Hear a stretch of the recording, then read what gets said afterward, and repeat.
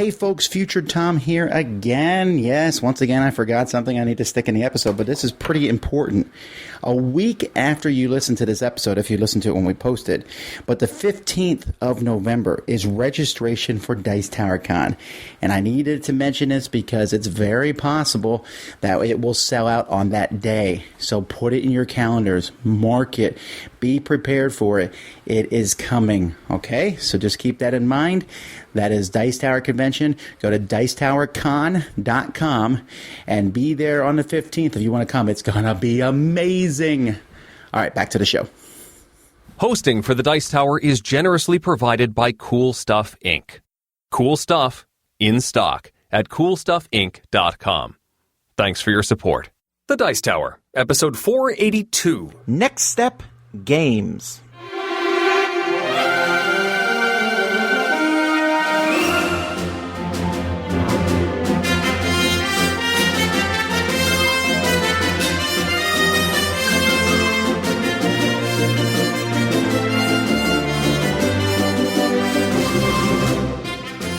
Welcome to the Dice Tower, a podcast about board games and card games, and especially the people who play them. On today's show, Ryan goes incognito, and BJ takes us to New Bedford. Plus, we start planning for episode 500 already. We share a Tale of Amazement, and we lay out our top 10 list of next step games. I'm Eric Summerer, and here's your host, the Simon to my Garfunkel, Tom Vassell. Hey! So you see, Simon and Garfunkel were a musical group, a duo, and they sang songs. Do you need any more help on this one? All right, so this actually brings me into my rant of the week. Oh. Uh-oh. Well, no, because we had a somewhat spirited, maybe it was mostly spirited from my end, thing about that tennis guy from the last one, whose name I still don't remember. Yeah, John McEnroe. Well, I was surprised that you had not heard of him. You have heard of Simon and Garfunkel. You're good there, right? Yes. Okay. Yes. They played together, then they broke up, and then they got together at a Grammys thing a few years ago. I believe so, yeah. Okay, right. One of them sang at the 9/11 thing, like... yes, well, Paul Simon has had a much more extensive career. Right. And I made you Simon, so... You know, that's good. Well, thank you. But I think Garfunkel's like a cooler name, though. Okay. But anyway, John McEnroe last week. Right. So this devolved into a thing online. There was a long thread on our forums about this. That may still be going on by the time this airs, for all I know. And it was this morning, as far as I could tell. And there's even the thing, because earlier, I think this was like BGGCon last year, maybe, where I didn't know the song Tom Sawyer from Rush, I believe. Yes. Yeah. So some people have attributed to the fact that I didn't have a TV as a child, and I did not. I think my parents got rid of a TV when I was like 7-ish, somewhere down that phrase, and I didn't have a TV till I got married.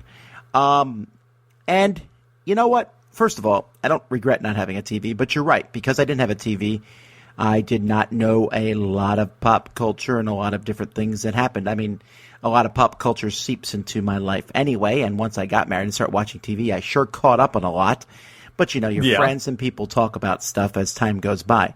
But I also read a pile of books that most kids my age did not read, and learned a lot of different things. And I go around all the time and constantly am trying to learn new things. Like even today, I was just reading up on one thing, and then I went to Wikipedia, and I know, blah, blah, blah, all you haters of Wikipedia, but there's a lot of information there.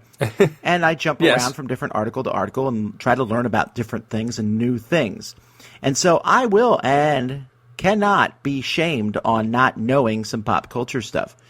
And as someone pointed out in the thread, and I think it's important, there's a lot of stuff that a lot of people don't know about. And I'm sometimes kind of mind-boggled that, you know, someone doesn't know about something, or they've never seen this show, or they've never even heard of something. But that's just the way it is. It happens with games a lot, too. Sure. I mean, you've never played that? Right. Well, someone might come, what is this Catan game? I'm like, well, are you kidding me? But it is very possible. And so if I don't know Eric's intros, I will say so, which is like half the time. But I did know this one, so hooray. Yay. If I hadn't known this one, my rant would have been stronger. But So this is episode 482, and I'm Tom Vassell. I'm Eric Summerer. It is 482. That's right. We've been talking about games for many, many episodes, and we have, I every once in a while, I get on the ball and I plan ahead. And so every once in a while, yes. Well, yeah. Well, there's a lot of long-term planning in the Dice Tower, really. We try to schedule when different things happen. And I'm counting these numbers down, and 500 is a pretty big number. And that is a big number. That's coming up in March. And if you recall, I believe, was it earlier this year, I toyed with the idea of ending the show on the 500, I've always been pretty happy with what Cody and John did with Game On and Cody and John, how they said, we're done in a few episodes, and then they Wait, what? They end it in 5 episodes. Yeah? Well, you did hear them do that, right? Yeah, I'm just trying to follow your line of thinking here.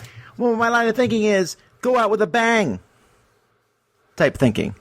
That's a valid thing to talk about, yes. Well, you've already broken the record of being on the co-host for the longest. That's true. I've been the co-host longer than I haven't. Or maybe I could leave and then you just be the host. Ooh. You could be the Jay Leno. But Sam would be mad because he has been doing a competing show and he would expect that he would get the Dice Tower slot. And then we would have the late night podcast wars.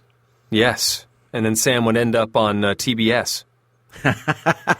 See, folks, I do know stuff. But anyhow, no, we are not ending the show at episode 500. However, I never want our show to become stale. So we are going to be changing the show at 501. What are we going to be exactly changing the show to? Well, I don't know. And so in that vein, I like to crowdsource that information from you. And we also want to celebrate episode 500. I don't necessarily want to celebrate every single milestone we reach, but I feel like 500 is a pretty cool number, right? I think the last time we did a major look back was maybe 200 or so. Well, we did a big episode at 400. I think Sam and Z joined us, and yeah, I don't remember. We did something for 400, and so I want to do something for 500. But I want to make 500 big. I want to make it the biggest, coolest look back ever. So in that, because of that, we're going to have a contest. All right, and this is going to be a pretty long-running contest. We're starting it now, and I'm going to run this contest at least probably to the end of January. Right, so you can take your time on this contest. So if you want to enter this contest, you need to email us at dicetower@gmail.com, and in your subject heading, you need to put the number. I have to really say this stuff clearly because the people 500. Okay, that's our as episode. In 500. 500 space, and that's an actual space, not the word space. Again, I have to say that because of previous contest entries, and then reasons. So basically, put 500 reasons as your title of your email. But here's what we're looking for. You can enter the contest 3 times. Oh, I guess I should tell you about the prize, right? Yeah. We'll give a $500 gift certificate to Cool Stuff. That seems thematically appropriate. It does seem thematically appropriate. It also seems, I would hope, somewhat tempting. Yeah. Could you spend $500 at Cool Stuff? I certainly could. All right, but Eric and all his family are not eligible. All my family? And extended family, okay. But Man. To enter this contest, you can enter 3 times, okay? So I'm looking for 3 things. 1, you can send an email with an entry. What would you like to see changed about the show? What would you like? What new things? Or what would you not like to see? I really like a top 10 list. Please keep them. Or I really like whatever. I don't like this, and I'd like to see that changed, or I wish you would do this, or have more of this, or be longer, shorter, more often, less often, blah, blah, blah. Anything, okay? But all that has to be in 1 email. You can send that to me, and that's 1 entry. All right? Another entry you can send us for episode 500 is a favorite moment that you might have in the Dice Tower. Now, I will count it as a double entry if you actually cut it out of an episode and send it to us. This is my favorite episode. Here's the 20 seconds of episode 236 where Eric called Tom a moron and Tom forgot. That may have happened. I don't know. That may or How would you know? Right, but I mean, if you don't want to or can't cut it out, you can still just you have to give us the exact timestamp of when it happened in an episode. So the episode here at this exact time. All right, fine. And then the third way to enter is to send us a little message about that you might want to see in episode 500. Now, to be clear, the vast majority of these messages we get will not be played in the episode because that would make the episode probably quite lengthy. Mm-hmm. So we're going to just pick from these and put them in. But we will listen to them all. All right? So we'll listen to them all, and we will appreciate the messages whether we put them in the show or not. So you can send 3 separate emails if you want. They all should have the same subject, 500 reasons. Technically, I guess you can get 4 entries in the contest because the one you could get 2 entries for. So that feels like a pretty cool contest, I hope. Yeah. And so that contest is like a 3-month contest, November, December, January. It's a super contest. Yeah, so don't feel like you have to do it right now. Just take your time, think about these things. But at the same time, you might not want to wait too long because you might forget. And, then I'll get the email. I still every once in a while get an email from an old contest. In fact, we've been putting, in case you wanted to know, we do our enhanced versions of these shows up on the website. And we've been putting the old shows, like episodes 7 and 8 and 9 and all those up on the website. Right. And every once in a while, I'll get an entry for a contest from one of those. Someone's like, well, yes, of course I'd love to win Memoir 44. And we're like, Exactly. Yeah, that's a 12-year-old contest, sorry. Or whatever, however old the show is. Yeah. Okay, well, that was our intro. Let's get to some games we played. Eric, tell me about an expansion. I shall. Probably the top of my list of games to get at Essen this year was Pandemic the Cure Experimental Meds. This is the Cure expansion with more dice, more rolls, plus it adds the purple 5th disease, as well as some dice that make the disease cubes act different. I haven't actually played that last section yet, but I am very pleased with what's in the box so far, with the first new rolls, which give you new powers and new abilities. That's always a good thing. You can add that in no matter what. Just this is kind of like you can make this equivalent comparison to the On the Brink expansion for the original Pandemic. No-brainer, throw in those extra rolls. Yes. The way the purple cubes work is now there are 5 diseases you need to cure. And the purple cubes have numbers on 4 of the sides, but it also has a -1 symbol on it and a ×2 symbol on it. When you are trying to cure the purple disease, ordinarily you need to roll dice from samples you've collected throughout the game. You need to roll them and get 13. But the purple cubes, if you get a -1, that reduces your total by 1, and then it multiplies it by 2. So hurts you and helps you a little bit. When you pull the cubes, the purple dice from the bag, and you get one of those symbols, if you roll the ×2, you have to pull another die from the bag and roll both of those. If you get the -1, you pull a die and remove it from the game out of the bag. So you're now reducing the number of cubes in the game, which is, if that happens a lot, not good. Woo. So far, I have been very happy with this. Sounds like something I would do. This is fun. I really enjoyed this expansion so far. We thought we had things under control with those purple cubes, and then things took a turn for the worse, as they can do in the dice game. I mean, if you roll poorly, things are going to go poorly anyway. But it's very fun, offers some new twists, and the new rolls are a blast. I really liked it. The only gripe I have with this package is that the original rolls, the roll cards, had these nice little rounded tops and cut out little holes in them to make it look like they were ID badges. It looked like you could put these on a lanyard or something, and each roll had its own little ID badge. They didn't do that for the expansion, so it's very easy to tell that the expansion rolls are different from the original rolls if you're trying to do a random setup. Minor gripe, but it's a little detail that I really miss in the expansion that I really liked in the original box for the Cure. I wonder if new printings of the Cure base box no longer have that cutout either. That may be the case. But a minor gripe, I really like this box. If you're a fan of The Cure, absolutely get Experimental Meds. Thumbs up. I don't know. I liked the game fine. I didn't love it, though, so I don't know if I'm going to play the expansion or not. I haven't even played the newest expansion for Pandemic yet. Oh. Well, okay. I mean, that's because with the Pandemic, I was, I'm pretty happy with where it's at. And I That's heard true. that the new expansion wasn't, like, mind-blowing. It was decent. Well, So it pushed it in directions that weren't necessarily, it was a different way to play. It was a neat twist, but, yeah, not a must-have. Well, I know that minor aspects of that expansion also... Never mind.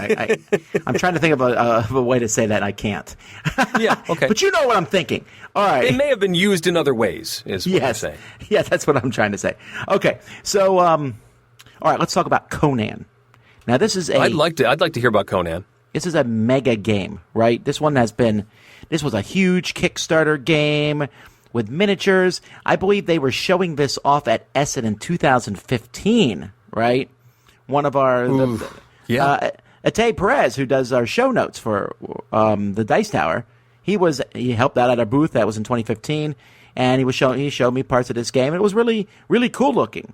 But I kind of just like looked at it with one eye because that's what I'm doing with a lot of games these days, right? I look at them with one eye, and then when the game comes out, I'm kind of just completely surprised by how it is. And I really enjoy that. I still like the surprise of a game.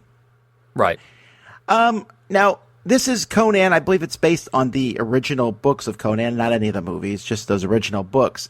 And because of that, I think it's safe to say that the game is flat out misogynist. It's not horrifically bad, and it's avoidable to some degree, but there is, like, for example, 4 main characters, and Conan has a pretty hefty loincloth on, and he has 2 other guys wearing stuff, and there's a woman there who I believe is wearing a necklace. Yeah. And maybe a few other, maybe boots? Okay. Anyhow, just even my daughter was like, what is this? And, like, even the rule book, it was like, okay, this seems, the look of the game could have been better. All right. Now, when you're playing the game, this is not that big of a deal, and I don't paint my miniatures, so they mostly look like blobs on the table. Anyway, although they're very good miniatures. Yeah. Okay. But just realize that this is in the game. Also, realize the rule books, I should say, are not the best. What they did was they have a rule book for the Overlord, and they have a rule book for the good guys. The good guys are taking the form of I almost said Beowulf, of Conan and his rowdy crew, and then one person runs the bad guys. And so they split the rules up in between these 2 books. I found that very kind of annoying. They're like, well, why does the players need to know what the Overlord can do? Because I would like to look at the rules in one rule book. Yeah. They could have made a rule book and then a scenario book, right? I don't mind them putting the scenarios in other places, but... And then the rules, there's a lot of ambiguities that we found so far. And so we just basically say, this seems like this is the way it should be. But they're not the best. However, the game itself is not difficult to play. And, frankly, I love it. I really, really like it. Really? Because it's extremely cinematic in how it comes across. So, I mean... Basically, Conan can run into a room, and there's some guys there, and he'll, like, slice them up with a sword. And then there's a guy in the next space, and Conan will throw his sword at that guy, nail that guy. Then he has to run over and pick up the sword again. But still, it's kind of cool. Or, like, oh, he found a crossbow, and he throws it across the room to his other guy, and that guy then starts pegging people right and left. And there's giant snakes, and there's a bunch of pirates that are jumping from ship to ship. The background boards are some of the best background board artwork I've ever seen in a game ever. It's really, really good, yeah. And it's not a campaign system either. Like, there's a storyline that you can follow, but if you, like, pick a thing to play, you don't, like, keep weapons from one to the next. It's like, this is what Conan and his crew has equipped in this one, and during the scenario, there's treasure chests and stuff, and you can find things that are used in that scenario. But it's not like, you just got 7 experience points. No, Conan's pretty awesome the whole time through. Huh. And I really like that. There's a lot of... I mean, it just... As soon as we played the first scenario, we all just looked at each other, and I was like, want to do another one? And everyone was like, yeah! And we just started another one right up. And it was just very entertaining. And the way that it moves is it's very kind of free-flowing. It has these, like, little gems system. And so the good guys have gems, and they use these gems to do different actions. But Eric could, like, move his character and then swing a sword at someone. And then Rachel could then move her character and do something, and then back to Eric, and he does something. And then over to John, and then back to Rachel, then over to Eric. And they keep going until they decide to stop using their gems. So it's very free form. And then the Overlord has this sliding track called the River, in which he has tiles for all his groups. And he has to spend gems to activate a group. And the groups that are closest to the left cost fewer gems. Like the one that's farthest left costs 1 gem to activate. The one farthest over costs 8. But when you activate a group, then that group goes all the way to the right. And then everything else slides. So I could even activate the same group twice in a turn if I want to. But it's going to cost me a lot of gems to do that, and probably won't happen very often. Right. And this system just flows really well. There's some special abilities, all these icons and tons of special abilities, but you look a few of them up and then you know what they are. Okay, that's what these guys do. There's only like a couple of special abilities per person. And I'm telling you, it was so much fun. Like, when we're done, we talk about it in stories. Like, oh yeah, Conan ran in that room and stabbed all those guys, and then the giant snake broke through the wall and wrapped himself around Conan, and then, this guy came in and cast a lightning bolt spell, and it was very, very fun. So, as we speak, I believe this game is almost done being shipped to Kickstarter backers, and I know Asmodee is distributing it in the U.S. I think they're saying end of December, beginning of January.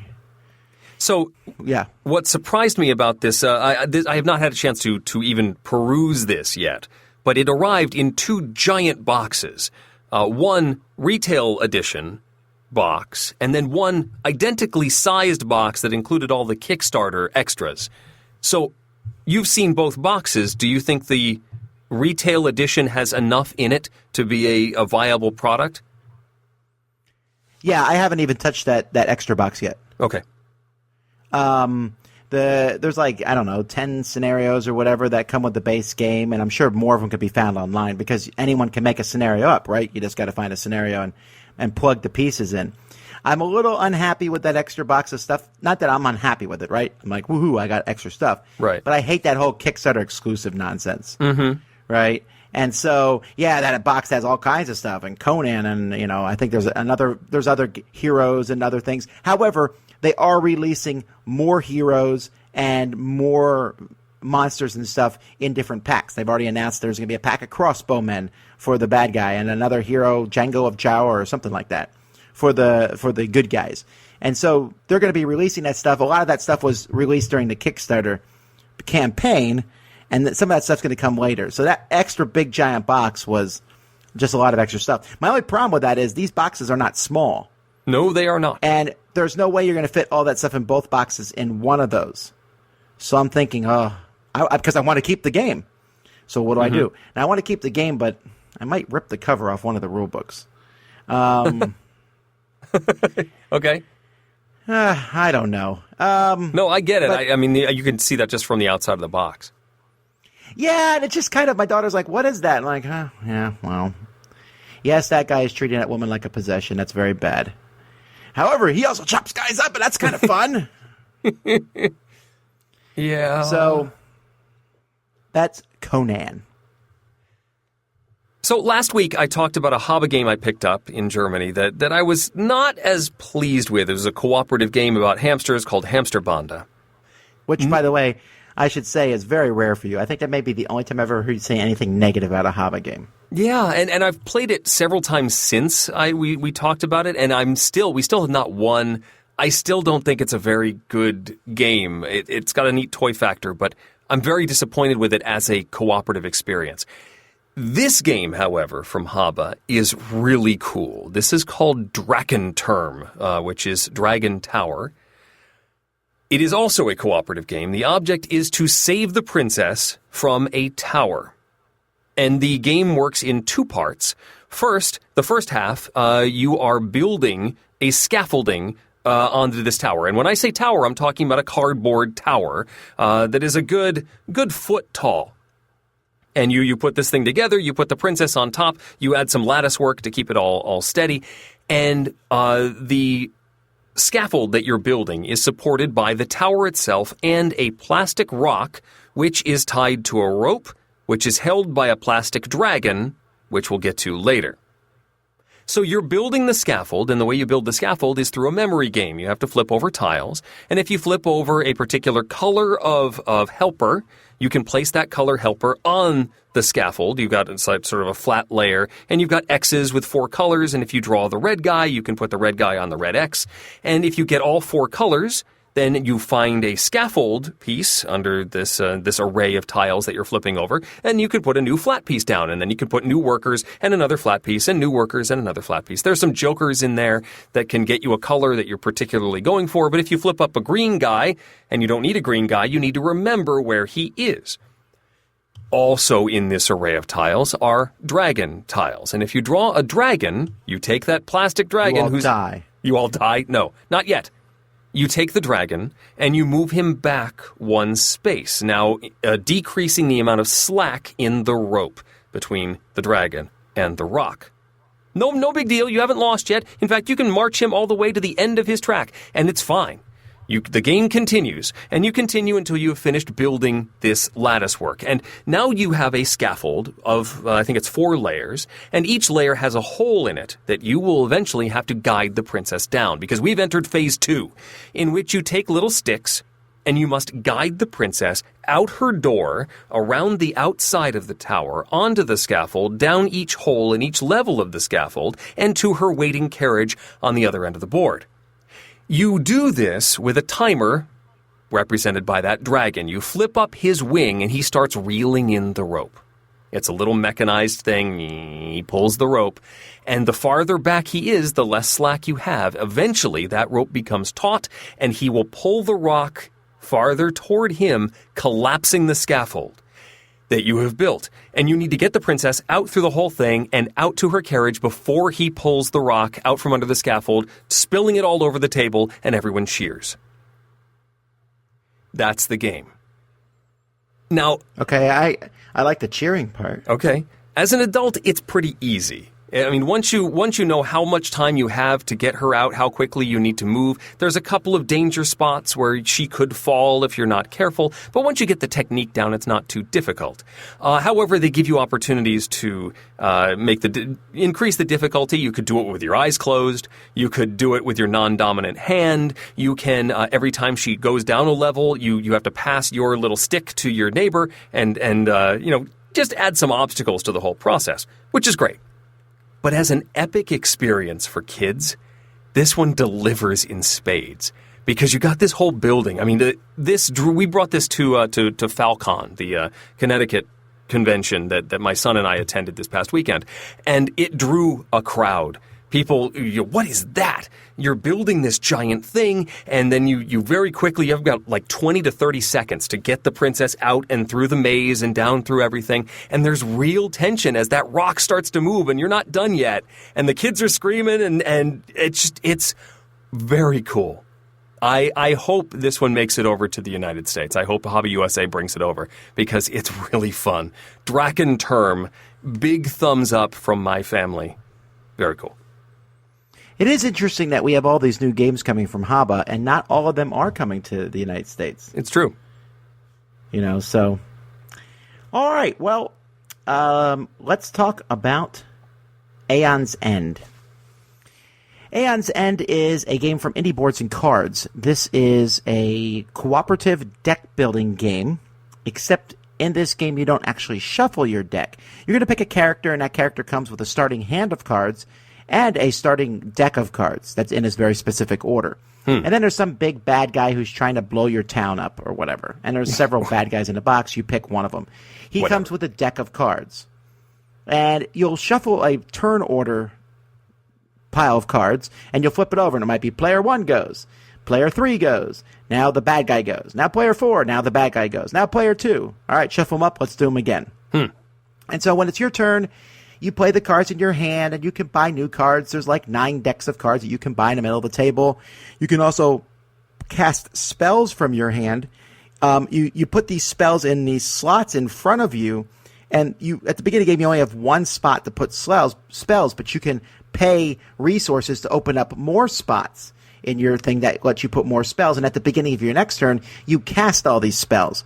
Now, the bad guy starts with like 70 health, and your spells do 1 damage, which seems problematic.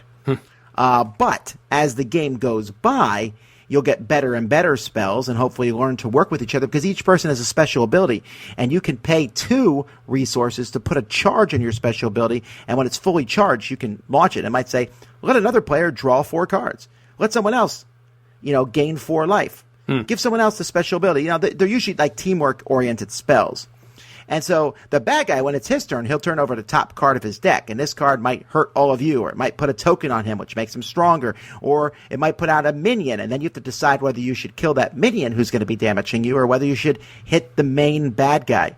And eventually, together as a group, you will defeat the bad guy, or he will defeat the town, or if he kills all the heroes. If you're killed, you're not technically out, but you're also fairly useless, and if everyone's killed or knocked out one time, the game ends. So, does this game sound familiar at all, Eric? I know you've never played it. But does my description sound familiar? It does a little bit. I feel like either someone has talked to me about this game before, or maybe it's been in development for a while. Well, I don't mean that. Does that sound like any game you've played before? Where each person has their own deck of cards that they've made, and they're all taking turns fighting against a big bad guy who might have minions show up. Well, yeah, that sounds like Sentinels of the Multiverse. Yeah, you're right. This is Fantasy Sentinels of the Multiverse. Okay? Now, it's not quite, right? It's not... it's a deck-building game. Sentinels of the Multiverse, you have your own deck, and it doesn't change. Right. And there's a lot of other changes. But it's the same feel. It's the same bucket. So if you were looking for a fantasy Sentinels of the Multiverse, you got it in this game. Because there's lots of different heroes, and there's lots of different bad guys, and they've already made expansion packs with more bad guys and more heroes and things. There is a small problem with the game is I think the graphic design looks dated. It looks like it's from the 90s. Right? It's like, the artwork is good. It's not great. It's good.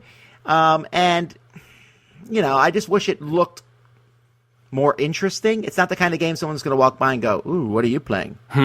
But it's really fun. Now, having your deck be in a certain order, when you're done, when you're done and you need to draw cards from your deck and there isn't any, you simply flip your discard pile over. Okay, that's cool. So you pick the order your cards are discarded, and you pick the order you're going to draw them. It's not actually as spectacular as it sounds. It's also not that new. City of Iron did it first, I think. But it still is there, right? Even though I had to constantly fight every time I picked that deck up, not to put it down. I just automatically want to shuffle the deck. Now, here's one thing the game does get right, though. The game setup for the first game is unbelievably great. They have in the deck, in the box, they have decks like Deck A, Deck B, Deck C, or whatever. And the rules have the sheet that say, don't open anything yet. Okay, for your first game, open Deck A. Hand the first 6 cards to this person. Hand the 6 cards to this person. Hand the next cards to this person.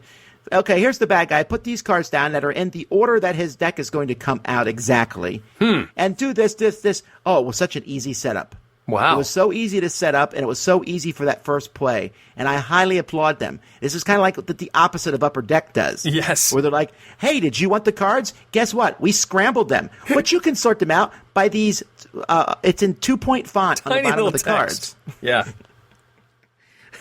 I don't know why Upper Deck does that. They still do it. Every time you get a game, you're like, oh, who has to sort this out? But I really did enjoy this game. I don't know where it will be in a year. That's kind of the interesting thing about it, right?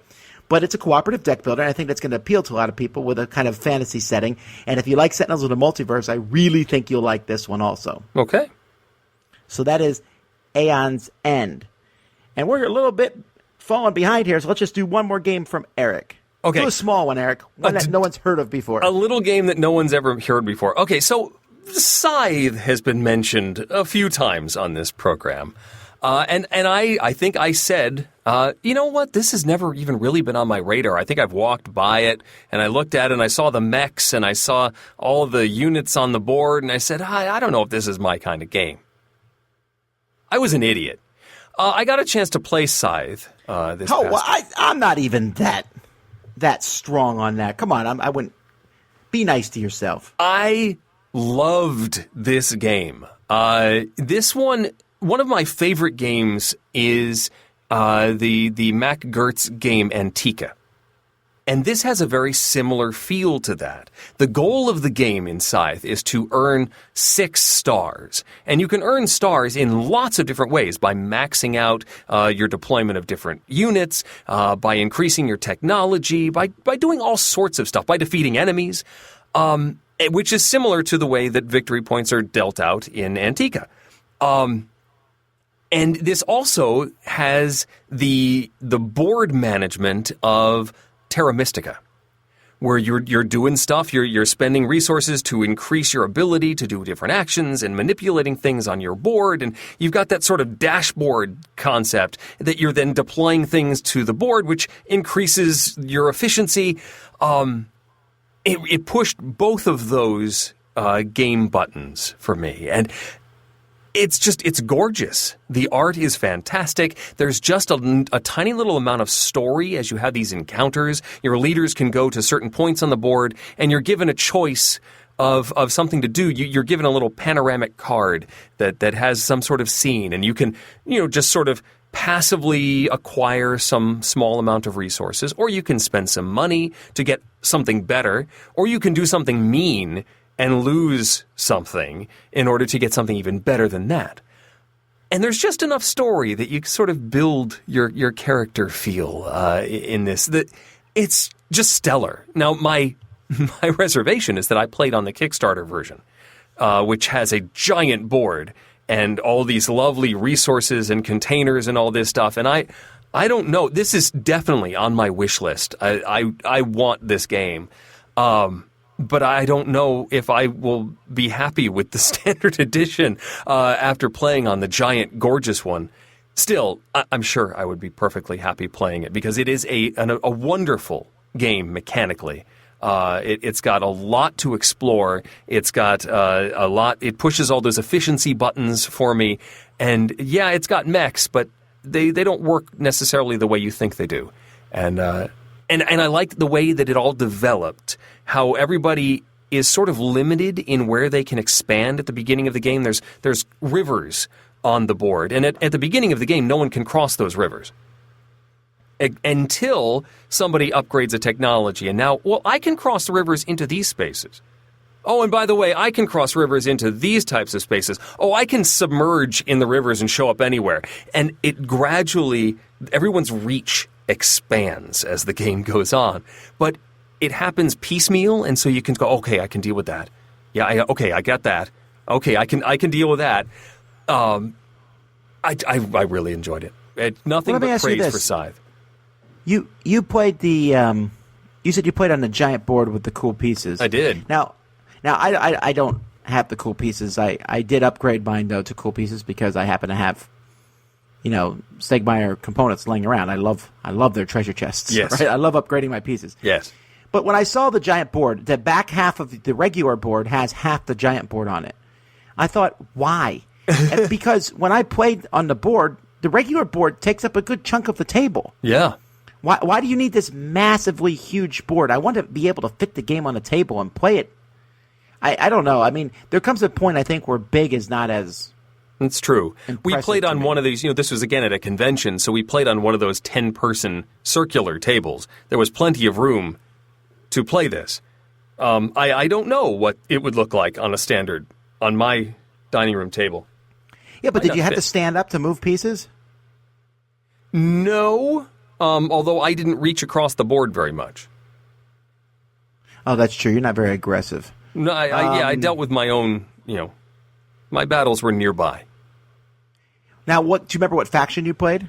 Do you remember what color you were? White. I was white. Oh, that's one of the ones I don't remember what they do. I remember what the black and the red factions do. I don't remember what the white one does. The special ability was that they could, those encounters I talked about, they can choose 2 of the 3 options instead of just 1 of the 3 options. Oh, yeah. I really like those encounter cards. We're getting to get one of those encounter cards for our Kickstarter that's coming out. What now? I guess it's kind of like a spoiler thing, right? But for the Dice Tower Kickstarter that we're going to run in January, we have one of those cards that we're going to have for it. That is cool. Yeah, it is neat. Those are probably my favorite part of the whole game. I just like those. I just like they feel like a story. Yeah. And normally I like a story to be spelled out, but I like the fact that the story wasn't there. Maybe it's just that picture. Right. And you kind of imagine, and then they say, what choices do you do? And you're like, oh, they're throwing me a feast. I'll take all their stuff. You get to fill in all the gaps. It's neat. Yeah, so cool. Well, I'm glad you like this one. You don't own this one, do you? I don't, but it's the Board Game Geek Secret Santa is coming up, so it went on the list. So you do plan to get this. Then they have an expansion for it. Did you play with the expansion? I don't think so, no.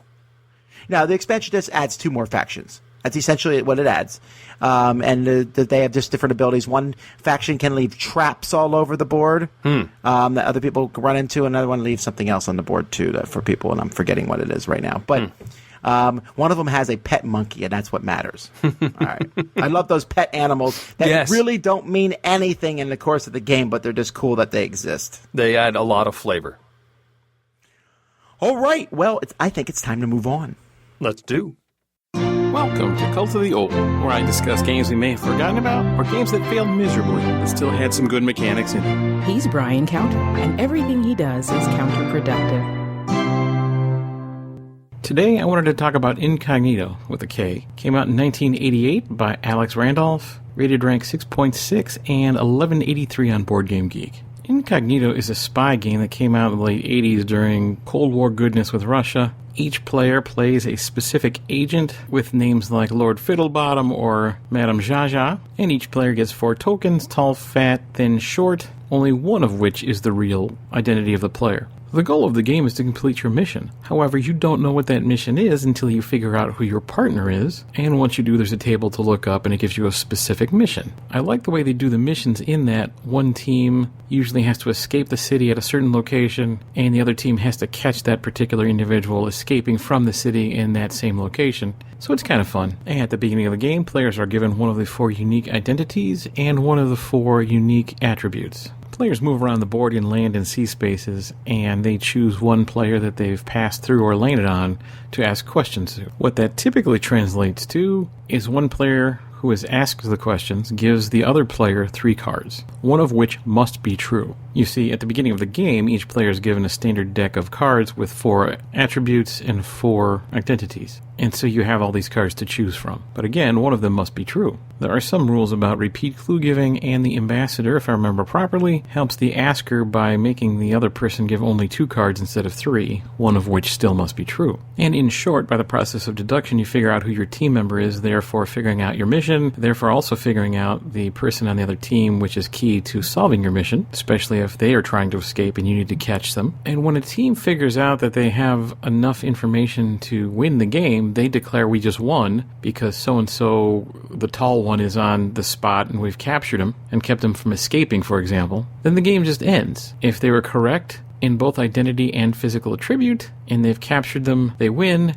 If they were wrong, the other team just wins. And vice versa, if you're supposed to escape and you do so, you just declare that as well. So first, the negatives. You can get hosed by movement, more on that in a second, but my understanding is some people don't like this game because it's much easier to escape than it is to capture. I'll grant you that to some degree, but I still think the game is fun enough to play. Now for the movement, I've only played one of the earliest versions of this game, and while I said you can get hosed by movement, which is true, it's still pretty cool. It's not a roll and move, I would call it a shake and move. You have this little plastic toy-like thing which looks like a theatrical mask, and there's a bunch of marbles on the inside of it, and you kind of shake it up and then hold it upright, and the marbles that come through at the bottom indicate what you can move, whether land or sea, or you get hosed and you can't move in that slot. If you get a whole bunch of stuff you can't use, I can see the frustration a little bit, but by and large, over the course of the game, you're okay. I will say the component for the marble holder, the mask thing, it looks really cool. One small negative, the graphic artist who did the tall versus thin image on the cards did a very poor job, and sometimes players confuse those and that can screw up the game. So not good, but it's not terrible, especially if you mark up your cards. One of the more fun nuances to me in the game is to try and figure out how much you're willing to share with other players. For example, if you know a player is going to ask you some questions and is going to nail you anyway, one way or the other, is it okay to share with them some truthful information in hopes that they are the partner that you think they are, or have you just given away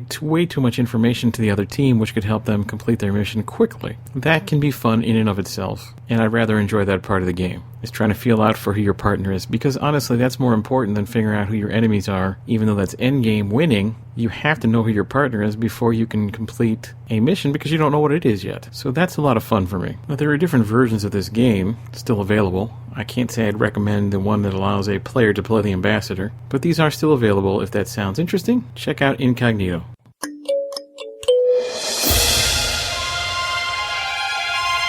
Tales of Amazement. In the last week of November last year, Tom snapped me into reality with his Tom Thinks segment, Tom is Fat. I was surprised that someone would be so frank and public about their weight. The seed was planted. This seed grew as week by week I could see Tom's progress on his reviews. I even started following his progress on the Dice Tower Guild on Board Game Geek. On January 1st, I started down my own journey to lose weight. I realized that I had to change if I wanted to live a better life. My starting weight was 360 pounds. By March, I had lost 30 pounds. I had cut out snacking and tried to eat only when hungry, but I was stuck. I was the same weight for 2 weeks in a row.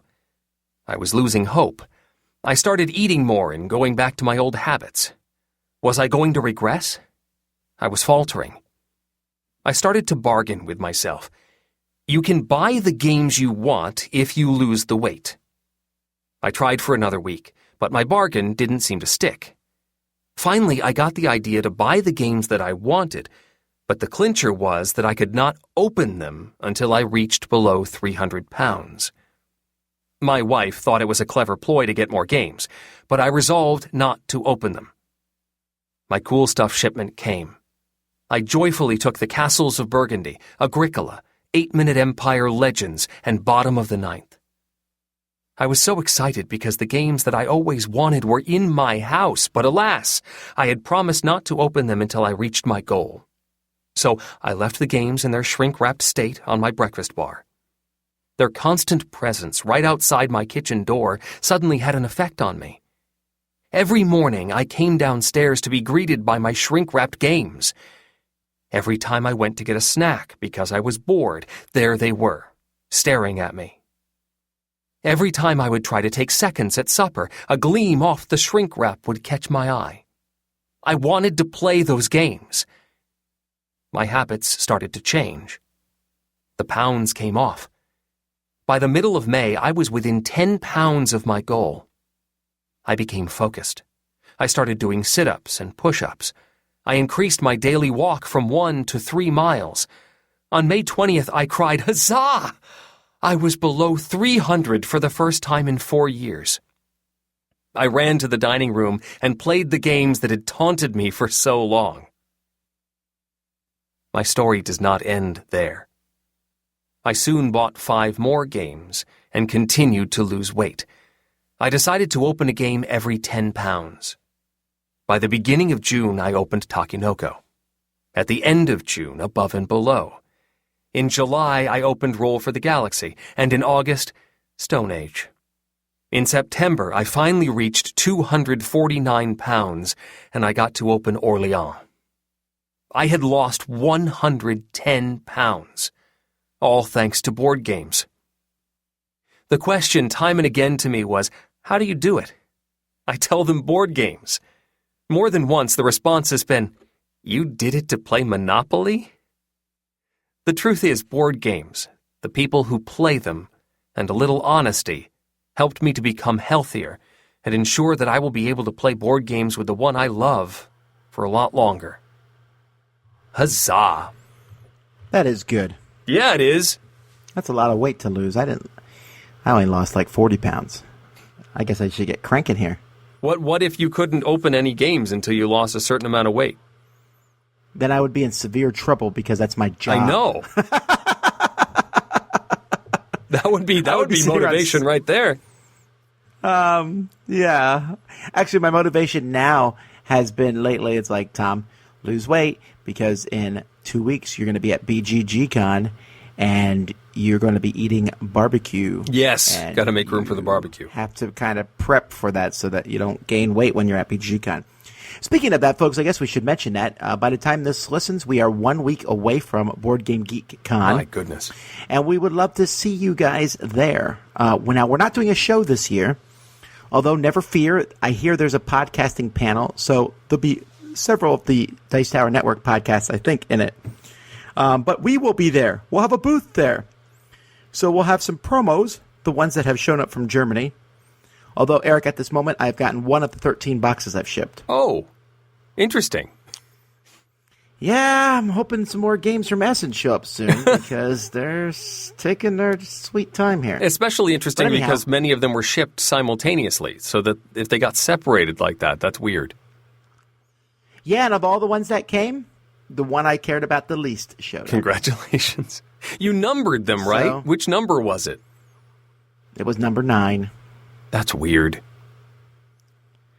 Yeah, I don't get it. In fact, as far as I can tell, the rest of them are Germany. But anyway, back to Board Game GeekCon. We'll have some promos there, but also at our booth, we'll be playing games at our booth, right? Yeah. We have a really small booth, so we have a table there. So you can come by and maybe catch a game with us. And you know what, folks? If you're going to Board Game GeekCon, it is one of the best conventions of the whole year to play games with us. Yes. Now, if you're playing games with me, I'm probably going to be like, hey, let's try this new game out we've never played before. Okay, so just realize, and that game may be horrific. Okay, but Eric likes to play fun games, so I do. That's beneficial. Usually I play Merchant of Venus at least once during the course of Board Game GeekCon. Yeah, and I usually play Cosmic Encounter once, although I didn't last year. Maybe I will, though. And, there's other things that happen there, too. We will be involved in one event, although for life of me, I cannot talk about that on the air right now.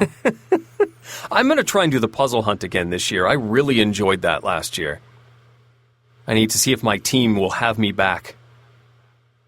Did you guys succeed this year?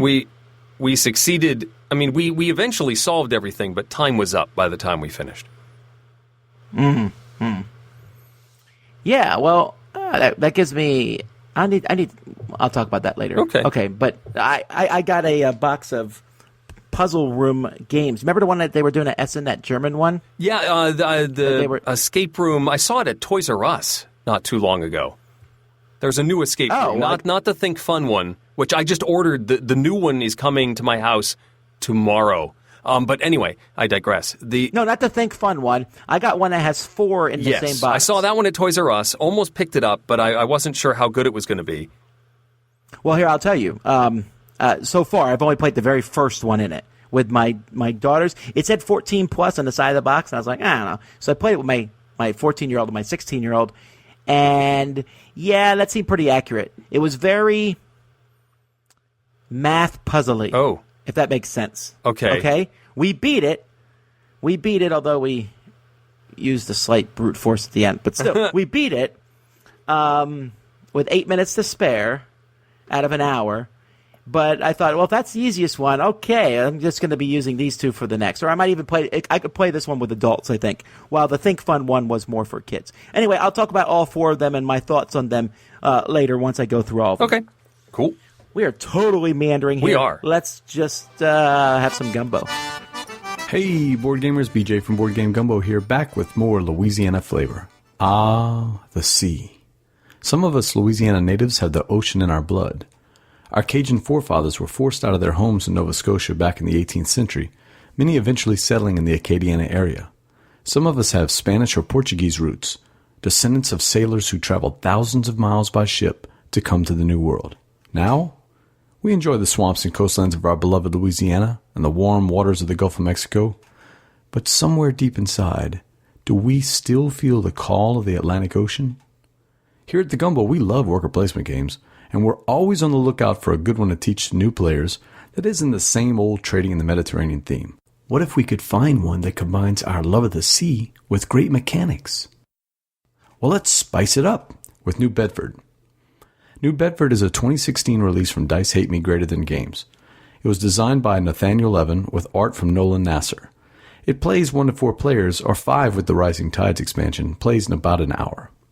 It's a great mashup of classic worker placement and action selection games.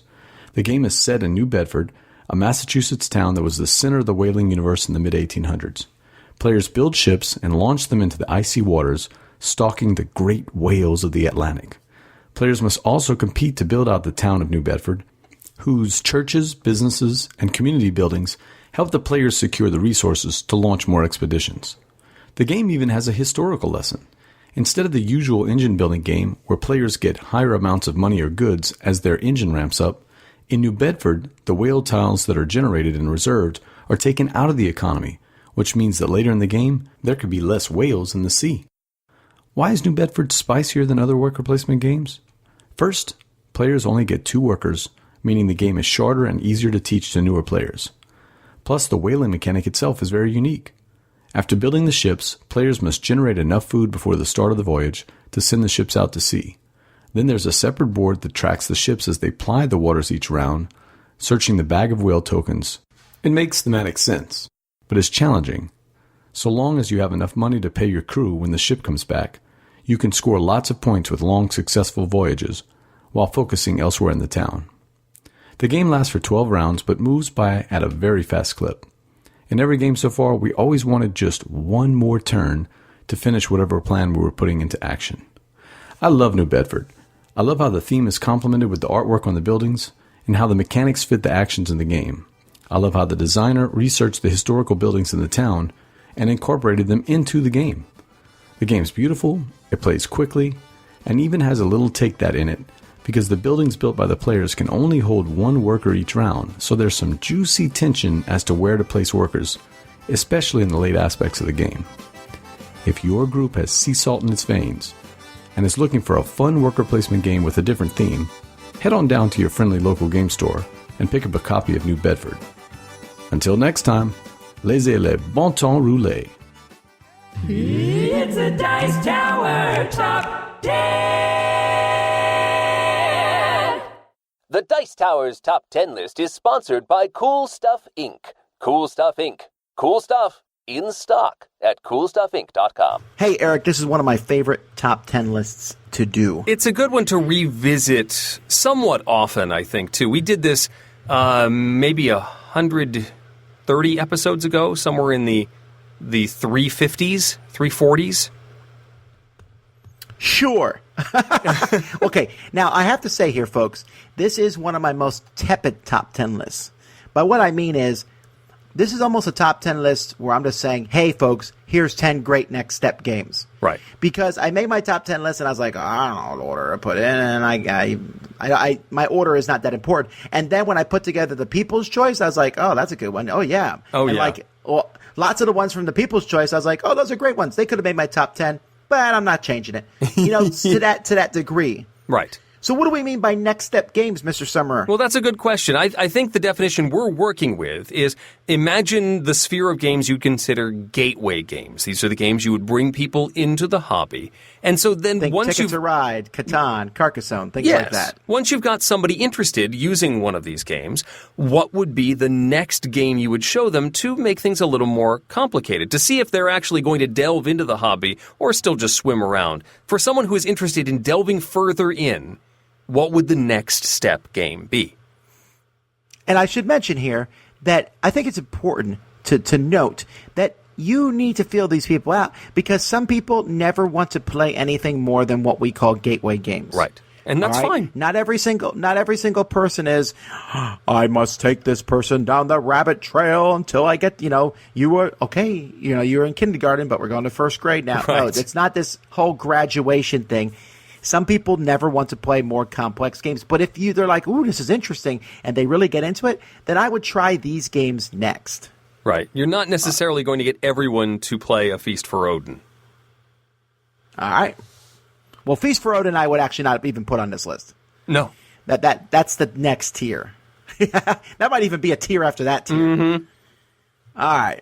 And I'm glad, and actually, if you notice that neither one of us put our favorite games in this list, although I would argue mine is slightly closer to next step than Eric's. I wouldn't necessarily consider my next step, but okay. We put them in the pantheon. Yes. No, we didn't. Okay, it doesn't exist. All right, go ahead. Number 10. My number 10 is Isle of Skye. So you've got somebody who's interested in the tile-laying games like Carcassonne. Isle of Skye takes that to another level where you are you're offering tiles to the other players, you're purchasing them from other players. Also, you are playing with certain scoring cards that only apply in a particular game, and only some will be active. Only some will be active in each round of the game. And so you have to sort of play to those scoring opportunities, more than just the straightforward static scoring of Carcassonne. So Isle of Skye would be an excellent next step for a tile-laying fan. It's my number 10. My number 10 is kind of along the lines of Way Out West, Carson City.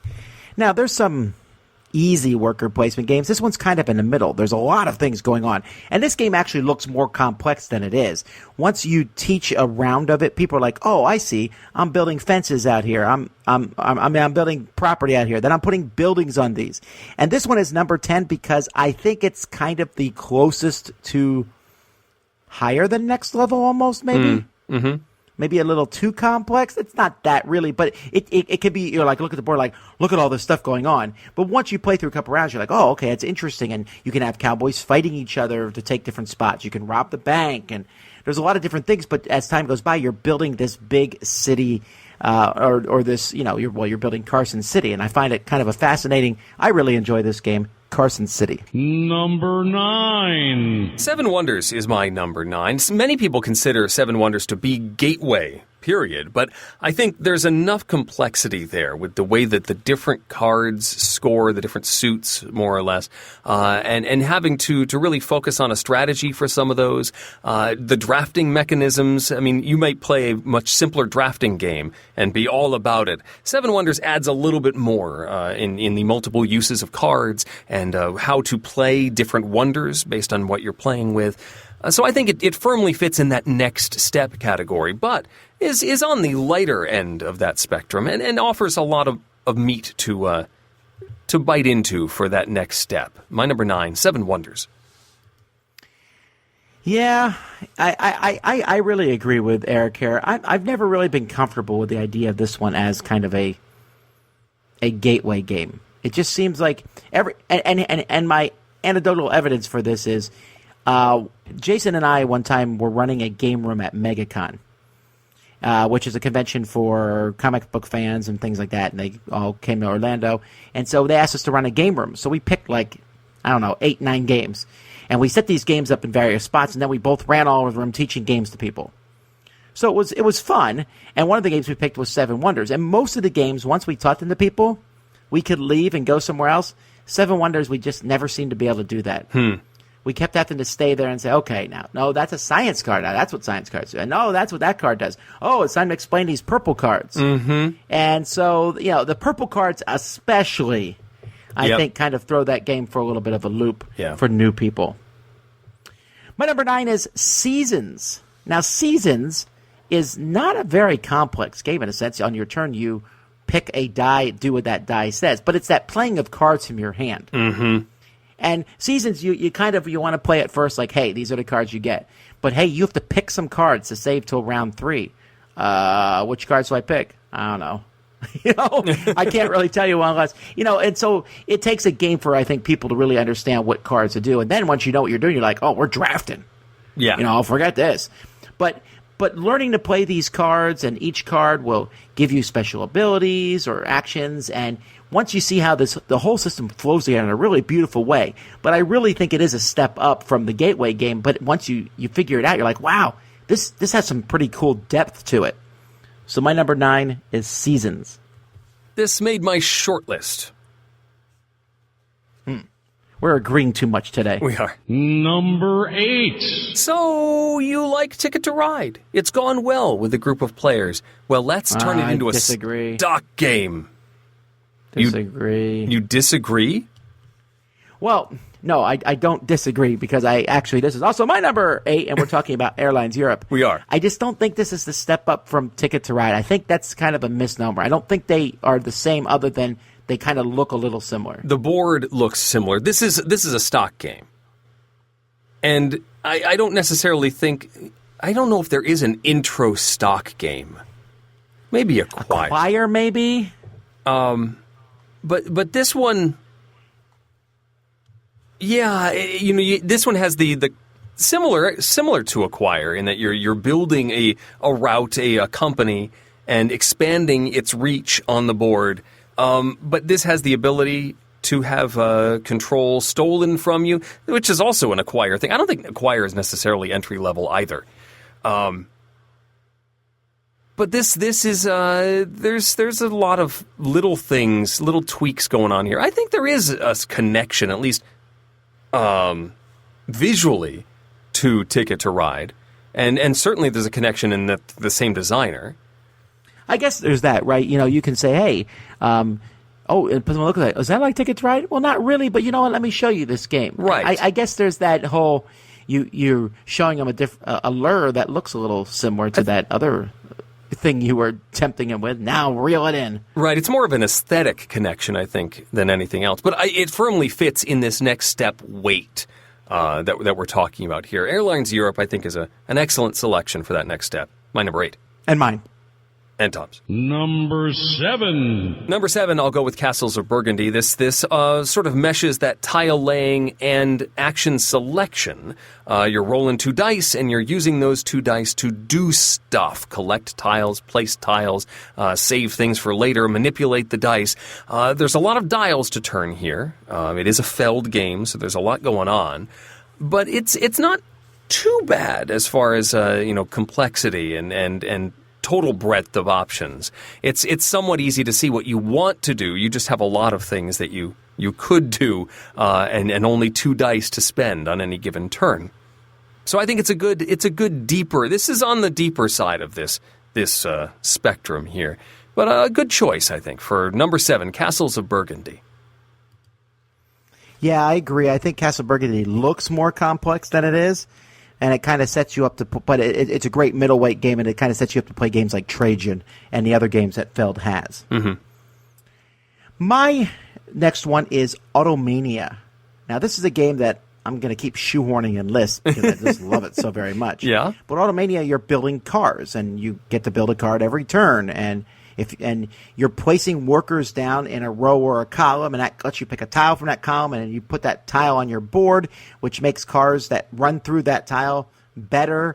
And then you run the car, and then you place that car on the board, and you're trying to put it in the right market. And it's not that complex. It's pretty simple, actually, but it has deeper strategy than many games. And so once you start running through it, wow, this is pretty interesting. This is neat and unique. And I really like it. I don't know that there's many games that feel like it. And I like the theming, too. Hey, I'm building cars. So that's Automania. Number 6. My number 6 is Castles of Mad King Ludwig, which at first glance looks like a tile-laying game. You are building a castle. But really it's more of a set collection and an auction game.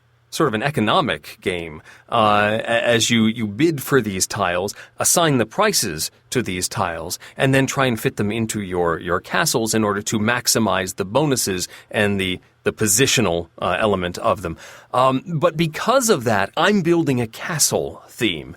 I think it has a strong appeal for these still entry-level gamers, but there's a lot to juggle in Castles of Mad King Ludwig. But still within that next step sphere. A lot of fun, too. My number 6, Castles of Mad King Ludwig. I almost put this one on my list, but I didn't, and I'll tell you why in a bit. Ooh. Imperial Settlers is my next one. This one here is kind of like a intro civilization game, maybe. But there's maybe a little bit too much going on for people who are new to it. You're like, hey, you get all these resources, and you could use your card in different ways. You can discard it to get some resources, or you can put it down as a building, or you can do this with the card. And people are like, oh, that's a lot of things to do with the card. But once they understand it, it's like, oh, wow, that's not that complex. And you get these resources to do this. I can even attack another player once in a while. And each civilization here has a very different feel to it. Yeah, it's pretty cool. Some really nice pieces help round this out. And this is almost like an intro. You're like, oh, now did you like that? You want to try a real civilization game? You got to be careful, because then that's like jumping off a cliff to go to the next step. But it's still pretty neat. That is Imperial Settlers. Number 5. I consider Dominion to be an entry-level game. As a deck building, it's a very pure system. I don't think it's that hard, especially with the initial sets of cards before you get into too many crazy expansions. It's a pretty straightforward gateway game in my mind. So a next step for a deck building fan would be Flip City. which takes that general deck building concept, but then adds a little bit of a twist in that you are paying to flip cards over and change those, and sometimes flip them back to get special actions. And you get to trigger things from your discard pile. Lots of buttons to push in Flip City, and one that every time I bring it out, I have a blast with. Number 5, Flip City for a next step game. Now, this is why I didn't put Castle Mad King Ludwig, because I put Suburbia on my list. Ah, yes. And so it's 6 of one, half dozen of the other in a sense. They're very similar. I like Suburbia better, which is why it makes my list. And I also think that while building a castle is cool, I think building a city is a little bit easier for people to grok, especially Castle Mad King Ludwig, as much as I like it. That whole put things down and put the prices on them, for some people that's very paralyzing. It can shut things down a little bit, yeah. While Suburbia, you're like, I can buy this tile or that tile. Which one do I want to buy? But I still think it's a neat game. I still think it's one of the best city building games out there. Really enjoy them. I think it's interesting we put them back, 2 different games from the same designer publisher on our list. So that's Suburbia. Number 4. The last time we did this list, a couple years ago now, Cult of the New. I put Power Grid on the list, I believe, in the number 1 slot. And I've backed away from that. I think Power Grid might be a little too complex for that, but the new card game version of Power Grid takes away some of that, especially the math of the route connections of the board, and makes it a little easier to grok as far as how much things cost. You're paying out only maybe 10 to 20 electro on a turn, as opposed to, this is going to cost me 76 electro on a turn. It makes a little more sense. And the card game does play faster. I actually played it 2-player with the third dummy player, and it actually works pretty well. It makes turn order pretty important. Anyway, the card game of Power Grid, I think, is a lovely next step into this world of games, and it's my number 4. I still have not yet played this one, so I'm curious. Quadropolis is my number 4. It's another city building game. But this one's a little bit different. I mean, Suburbia is about actually building a city and putting the best tiles in your city. Quadropolis is more about getting points in various ways. And you take the points in this cool grid system and then put them in your city, and the ones that are closer together will score points if you have this next to this. And while thematically it's the same as Suburbia, and I debated putting them on my list because they were so similar in theme, I think that they have very different feels to it. And I think Quadropolis, especially if you play the advanced version, really has a lot of cool things to offer. Although I think it also has, the basic version is also great, and so you kind of have 2 different games in the same box. That's Quadropolis. I still need to play this one. I haven't even touched it. Number 3. My number 3 is another big favorite of mine, and that's Tiny Epic Galaxies. Dice rolling is, I think, a good entry point into various games, because everyone knows how to roll dice, and you sort of, this isn't quite the Yahtzee mechanism, but it's close. You only get 1 reroll as opposed to 2 rerolls. You can pay for more. So if you want to play it like Yahtzee, you can just keep spending energy. Anyway, you're rolling the dice and you're using those actions to do stuff. And the complexity comes in the various planets that you are trying to draft and colonize, and the powers that happen to be out there at any given moment. But I think that's the fun to play with. Here's the cool things I can do. But the dice rolling mechanism is very simple. There's only 6 faces, and they all are pretty clear in what they're going to do. And plus it keeps everybody involved, and it reduces the boredom of waiting for your turn. Tiny Epic Galaxies, I think, is an excellent next step into I guess, action selection, into some area majority concepts. Really a stellar game. My number 3. It's time for me to get a little controversial here. I'm going to say a brand new game called Terraforming Mars. And here's why I think this one's a next step game. Because it really isn't that complex. And in fact, I've seen some people complaining about this. They're like, this game's not that complex. It's not as heavy as people think it is. Well, I didn't really think it was that heavy. Essentially, in this one, you have some cards, and then you play those cards in front of you, and you're building this cool engine. But you kind of are a little bit stuck with what the cards that you get, so you have to figure out the best ones. And if you have an ocean tile, you put it in one of the ocean spaces. If you have certain, it's not like granted, when you get a tile, you can build it anywhere you want on Mars for the most part, but there's usually like 5 spots that are pretty make sense. Right. So it's not that the game is like, do whatever you want. You can do what you want, but at the same time, it's some pretty obvious things. And like I said, when Eric reviewed it, I think if you give people their own corporation, that it kind of gives them a kind of a, hey, you should be going for steel in this game and doing different things. Mm-hmm. And I like it. You don't have to play with the complex cards, even though they're not that complex. But the game is a really solid one, and it's easy to teach and get running almost right away. So that's why I stuck it on the list, Terraforming Mars. Yeah, I'll allow it, since I have a couple of complex games on my list. I think it's probably on the far end of the spectrum, but yeah, I could see that. Number 2. Number 2, we sync up again, and this is one that I haven't talked about in a while, but I'm still delighted to bring to the table, and that's Alien Frontiers. This adds dice to the worker placement area, but it's not that complex when you get down to it. You got a couple of spaces that produce resources, and then you got to use those resources to get stuff onto the board, and you got some area majority in the center there. It gets a little more complicated when you start adding those expansions into the whole system, but the base game is very straightforward. It's a race to get your stuff out there quickly, and certainly would appeal to those interested in worker placement or dice manipulation or area majority. Alien Frontiers, number 2. Yeah, everything Eric just said, really. If you might be able to argue with me that Kingsburg's a gateway game, I'm not sure it is. But Alien Frontiers is definitely a next step up. And then if people like it, hey, we got more stuff. Let's try some factions. Let's try some more involvement with it. Really cool game, Alien Frontiers. And finally, number 1. And my number 1 is a new one. Which I almost picked. For me, you almost picked this one too? I really did. Mine is similar enough in I don't know. Just talk about yours first. Sure. My number 1 is Viticulture.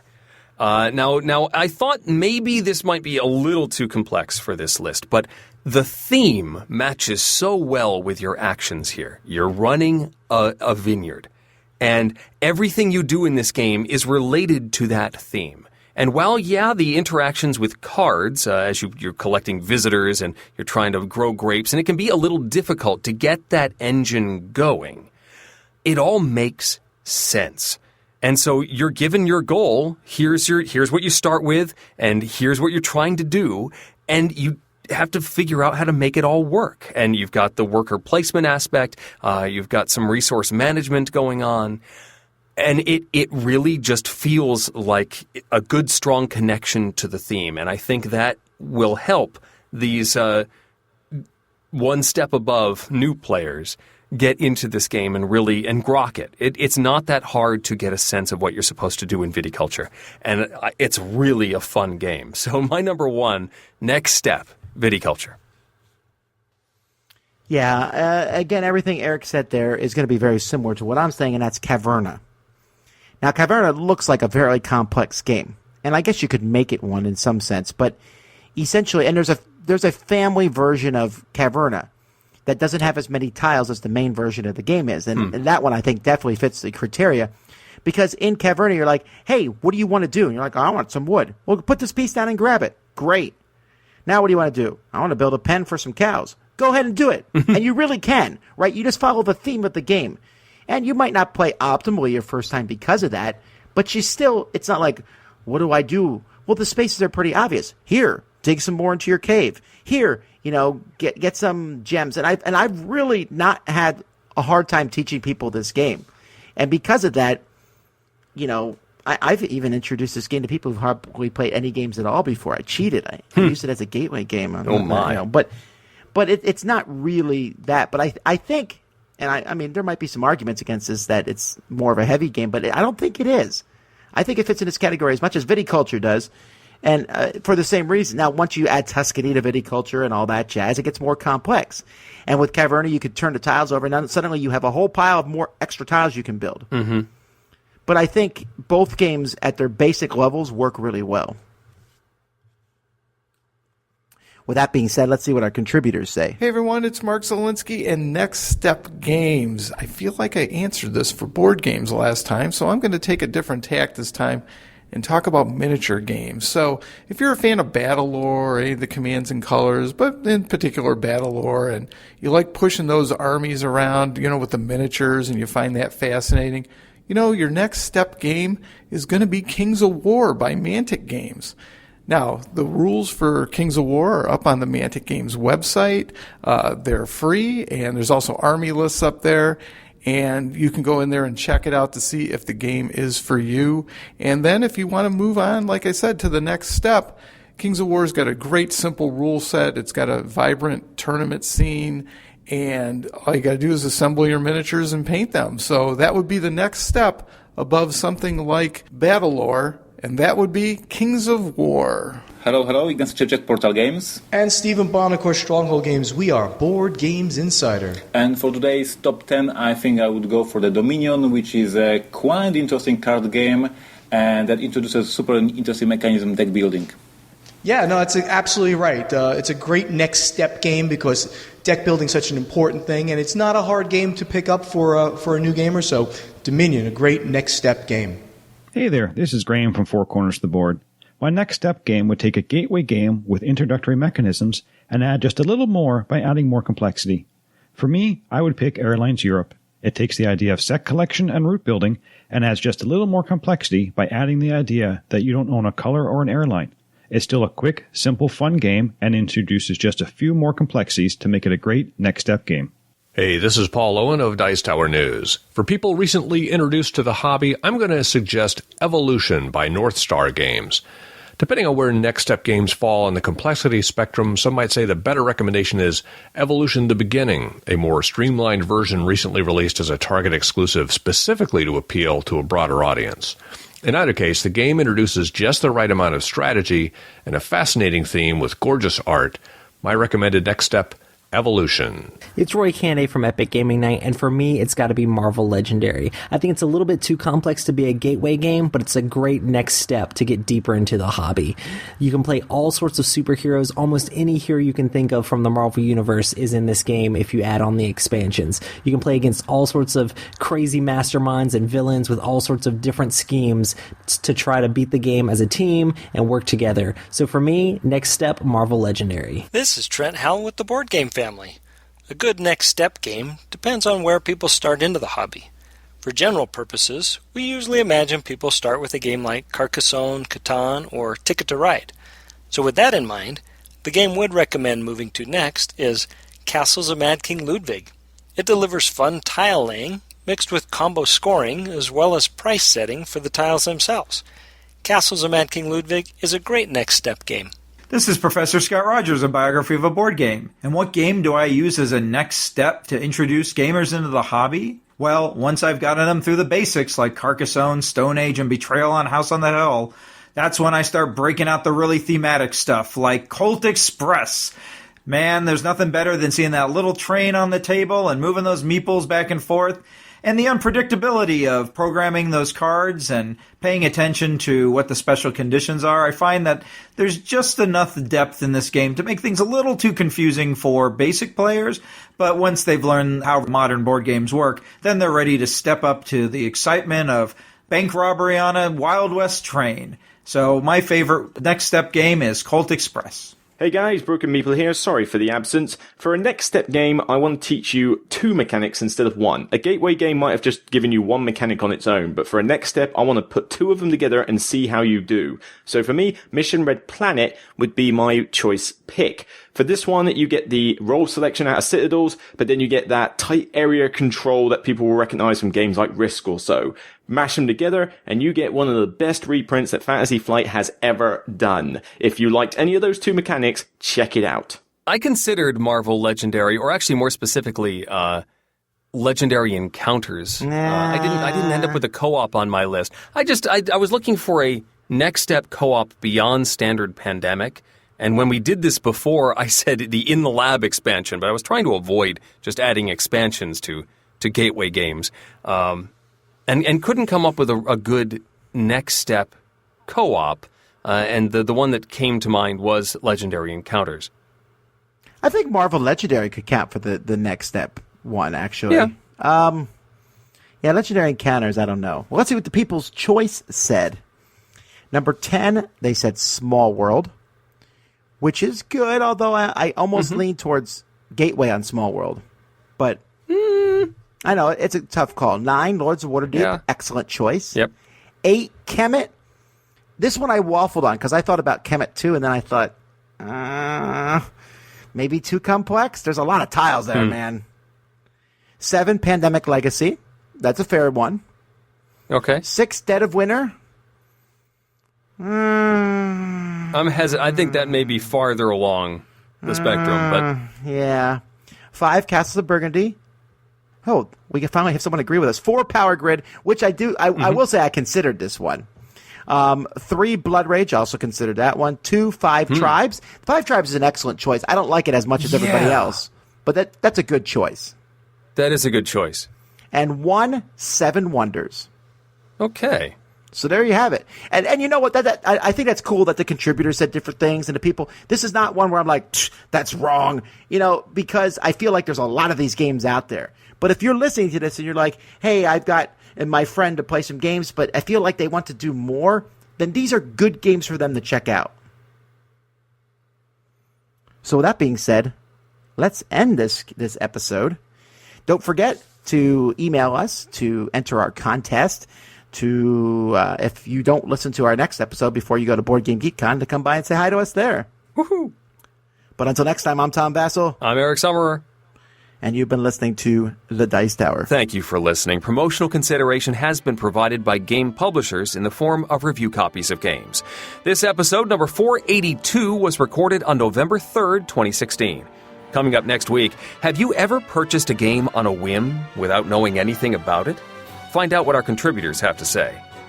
Support for this podcast comes from listeners like you. Thank you for your continued support. And speaking of support, the Jack Vassell Memorial Fund is dedicated to providing support to members of the board gaming community in their hour of need.